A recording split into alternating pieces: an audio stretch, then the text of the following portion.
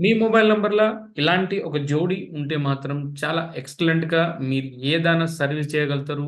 ఎంత ఇబ్బందున్నా గూడా దాన్ని మీరు ఫేస్ చేసుకొని గూడా కంపల్సరీ మీ పని మీరు తీసుకున్న దానికి టాలెంట్ అనేది కంపల్సరీ మీకు ఇస్తది. మొబైల్ నంబర్ లోపట ఉన్న 10 అక్షరాల్లా మనం ఏ రకంగా అలాంటి జోడీలు మనం చూసుకోవాలి. ఎలాంటి పాజిటివ్ జోడీస్ అనేది ఇవన్నీ చాలా ఉన్నాయి గానీ, దాంట్లోకెళ్ళి ఒక 2 నంబర్స్ నేను మీకు చెప్తా. అది మీకు చాలా ఉపయోగపడుతది. ఒకవేళ మీ ఫోను నంబర్‌ల అలాంటి నంబర్స్ ఉంటే మాత్రం ఎక్సలెంట్‌గా మీకు చాలా ఉపయోగపడతది.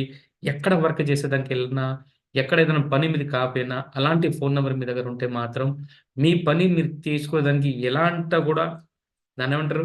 మాయ చేశానా మీరు కంపల్సరీ అనేది మీ పని అన్నది కంపల్సరీ మీరు చేసుకుంటారు.